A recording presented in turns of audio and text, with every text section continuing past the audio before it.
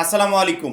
HSC 2025 সালের পরীক্ষার্থীরা, এখন আমাদের রেজাল্ট প্রকাশের ডেট অ্যানাউন্সমেন্ট সময়ের অপেক্ষা মাত্র। যে কোনো সময় অ্যানাউন্সমেন্ট হয়ে যেতে পারে, এমনও হতে পারে আমি এই মুহূর্তে ভিডিওটা বানাচ্ছি, হয়তো বা এই ভিডিওটা বানানোর শেষেই আমরা সেই ডেটটা পেয়ে যেতে পারি, অথবা 2 দিন পরেও পেতে পারি। কারণ কি, আমাদের রেজাল্ট ইনশাল্লাহ এই মাসের ভিতরেই প্রকাশ পাবে, এবং এই মাসের লাস্টের দিকে গিয়ে না, এই মাসের দ্বিতীয় সপ্তাহের ভিতর যে কোনো একটা ডেট অ্যানাউন্সমেন্ট হয়ে যাবে। এখন শুধুমাত্র আমরা অপেক্ষা করছি, যখনই ডেট পাবো তৎক্ষণাৎ একটা ভিডিওর মাধ্যমে তোমাদেরকে জানিয়ে দেবো। মাত্র 310 টাকায় যারা এখনো আমাদের জাতীয় বিশ্ববিদ্যালয়ে ভর্তি পরীক্ষার প্রস্তুতি কোর্সে যুক্ত হন, খুবই দ্রুত করো। কারণ কি, একটা মাত্র কোর্সে তুমি সকল সাবজেক্টের সাজেশন পাবে পিডিএফ আকারে, বিগত বছরগুলো জাতীয় বিশ্ববিদ্যালয়ে ভর্তি পরীক্ষার টোটাল প্রশ্ন ব্যাংক পাবে পিডিএফ আকারে, সেই সাথে প্রত্যেকটা সাবজেক্টের গুরুত্বপূর্ণ এমসিকিউ থাকবে পিডিএফ আকারে, পড়াশোনার রুটিন, ভর্তি পরীক্ষার গাইডলাইন, এভরিথিং থাকবে এই একটা মাত্র কোর্সে। যেই কোর্সটা তোমাকে কয়েক হাজার টাকা খরচের হাত থেকে বাঁচাবে। এই জন্য যারা এখনো কোর্সে যুক্ত হন, উপরে যে নাম্বারটা দেওয়া আছে এই নাম্বারে 310 টাকা সেন্ড মানি করে এই নাম্বারেই হোয়াটসঅ্যাপে আমাকে জানাবে ভাইয়া সেন্ড মানি করেছি, সাথে সাথে তোমাকে গ্রুপে যুক্ত করে নিব। তখন থেকে তোমার ভর্তি পরীক্ষার প্রস্তুতি শুরু হয়ে যাবে। এই মুহূর্তে আমি কিছুক্ষণ আগে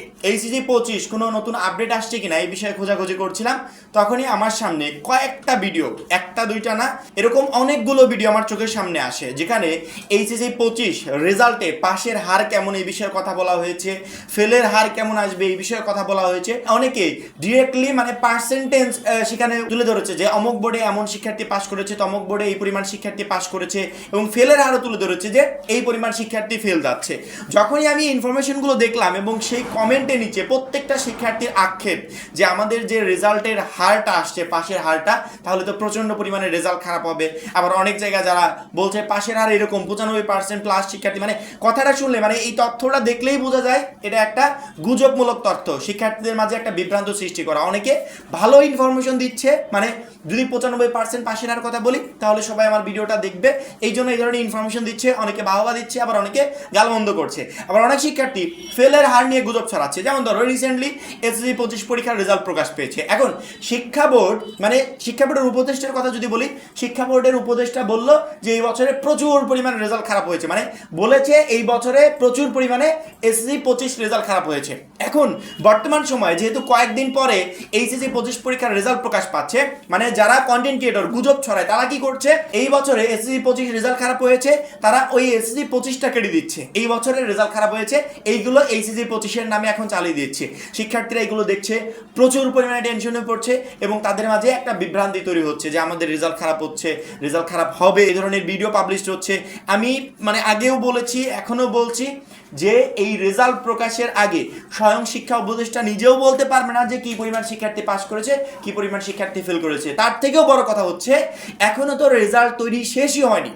যদি শেষ হতো তাহলে খুব শীঘ্রই রেজাল্টটা প্রকাশ পেয়ে যেত, মানে 2-1 দিনের ভিতর ডেটটা অ্যানাউন্সমেন্ট করে দিত। এতদিন আমরা ডেটটা জানতাম, 2-1 দিনের ভিতর রেজাল্টটা প্রকাশ করে দিত, কিন্তু সেরকম পরিস্থিতি তো এখনো তৈরি হয় নাই, কারণ এখনো রেজাল্ট রেডি হয়নি।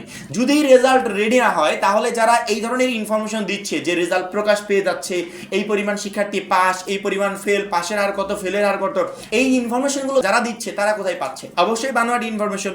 যদি শিক্ষা বোর্ড থেকে রেজাল্ট এখনো রেডি করে নাই তাহলে ইনফরমেশনগুলো তাদের তো পাওয়ার কথা না, এগুলো সম্পূর্ণ গুজব। আমি প্রত্যেকটা শিক্ষার্থীকে অ্যালার্ট করব যে রেজাল্ট প্রকাশের আগে কোনো ধরনের কোনো গুজবে কান না দেওয়ার জন্য। কারণ কি, রেজাল্ট প্রকাশের আগে সাধারণত এই ধরনের ইনফরমেশন বোর্ডের বাইরে আসে না। একমাত্র যেদিন রেজাল্ট প্রকাশ পাবে ওই দিনই আমরা জানতে পারবো কি পরিমাণ শিক্ষার্থী পাস করেছে, কি পরিমাণ ফেল করেছে, কি পরিমাণ এ প্লাস পেয়েছে। যদি পাশের হারের কথা বা ফেলের হারের কথা জিজ্ঞেস করো তাহলে মানে অ্যানালাইসিস করে নিজের অভিজ্ঞতা থেকে 2-1টা কথা বলতে পারি। সেটা হচ্ছে রিসেন্টলি আমাদের যে রেজাল্টগুলো আসছে, যেমন ধরো কয়েকদিন আগে এসএসসি 25 পরীক্ষার রেজাল্ট দিয়েছে, এই জায়গাতে রেজাল্ট খারাপের মূল কারণ ছিল শিক্ষাক্ষেত্রে বড় রকম একটা পরিবর্তন আসছে।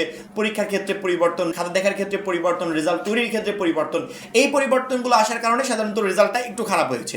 এখন এই সেম পরিবর্তনগুলো তো এইচএসসি 25 রেজাল্টের ক্ষেত্রেও থাকবে, সেক্ষেত্রে রেজাল্টটা কিছুটা খারাপ হতে পারে। তার মানে এই নয় যে লাখ লাখ শিক্ষার্থী ফেল যাচ্ছে, আগে এসএসসি 26 ব্যাচের বেলায় যেরকম ফেল গেছিল এইচএসসি 26 ব্যাচের বেলাও সেরকম ফেল যাচ্ছে। এই ধরনের বিভ্রান্তিমূলক তথ্য আপাতত মাথায় নেওয়ারও দরকার নেই, এবং এই গুজবে কানও দেওয়ার দরকার নেই। প্রত্যেকটা শিক্ষার্থী ভরসা রাখো, যদি পরীক্ষা ভালো দিয়ে থাকো ইনশাল্লাহ রেজাল্ট ভালো হবে। এবং অলওয়েজ আপডেটের প্রত্যেকটা ভিডিওর উপর সবসময় নজর রাখবে, কারণ কি অলওয়েজ আপডেট কখনো কোনো বিভ্রান্তিমূলক তথ্য প্রকাশ করে না, এবং কেউ যদি প্রকাশ করে বিভ্রান্তিত করার চেষ্টা করে সেক্ষেত্রে অলওয়েজ আপডেট সবসময় তার বিরুদ্ধে কথা বলে। এবং আমরা সবসময় ওয়েবসাইটগুলোর উপর নজর রাখছি, যখনই এইচএসসি 25 রেজাল্ট বিষয়ে কোনো আপডেট পাবো তৎক্ষণাৎ ভিডিওর মাধ্যমে তোমাদেরকে জানিয়ে দিব। আর হ্যাঁ, যারা এখনো আমাদের জাতীয় বিশ্ববিদ্যালয়ে ভর্তি পরীক্ষার প্রস্তুতি কোর্সে ভর্তি, অনেক খুবই দ্রুত ভর্তি হয়ে যাবে, কারণ কি ওই একটা মাত্র কোর্সই জাতীয় বিশ্ববিদ্যালয়ে ভর্তি পরীক্ষায় তোমাকে ভালো নম্বর পেয়ে উত্তীর্ণ হতে সহযোগিতা করবে। সবাই ভালো থাকবে, সুস্থ থাকবে, আল্লাহ হাফেজ।